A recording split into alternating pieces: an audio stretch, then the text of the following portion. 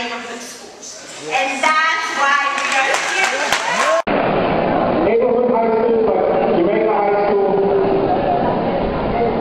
provide an important connection to the community in which the high school sits.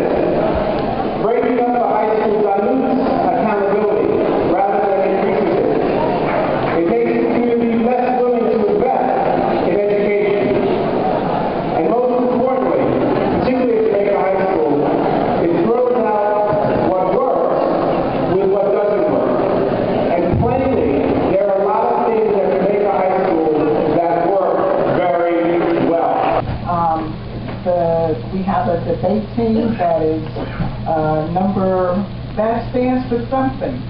You cannot be number one, okay? Critical and research skills. Where do they get that from? MCA. At Paul Robeson High, 91% of the students live in households below the poverty line. This school doesn't cherry-pick its students. Many of them are products of the harsh city inner life that we know many of us face. My name is James Stanley. Two of my children attend this school. My family resides at the Junior Street Shelter 4 blocks from this school. These children need extra help. They do learn, and this school is one of the few in this area that helps them. Today, is handicap those that have a handicap in the first place. It was my brother up there. I worked with Oasis after school in this building. And for me, my education began, as far as the best I can remember, is learning how to tie my shoelaces. Now, I had trouble with it.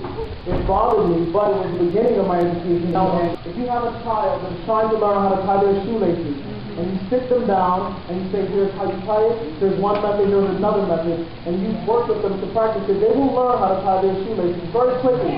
Now, if you give that same child a pair of sneakers, throw them at their feet, say, I'll be back in 3 days, if they're not tied, I'll beat you. And you come back, they will not have tied their shoes. Now, my question is, why does it seem that the Department of Education is giving us a pair of shoes, giving us a school, and saying, do well with it, make something happen? What we're going to do is we're going to stand over there, and we're going to work to see if your shoes are tied yet.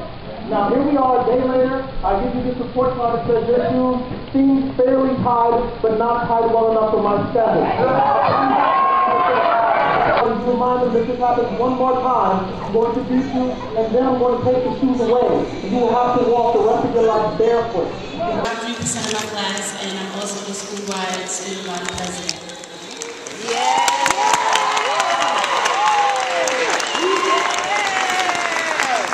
That 40% of students who succeeded found something to hold on to, something to motivate them, something to inspire them to finish school. So although it may not be as high as the DOE have liked, that means something is going right. It means that our staff, our faculty, our teachers are not here merely to make a living, but to enrich Robeson students' lives. It means that the students have put aside excuses and have said that I am capable of graduating high school. Robeson has taught them how to be successful human beings. If the DOE has heart to criticize Robeson, they should also have heart to help us.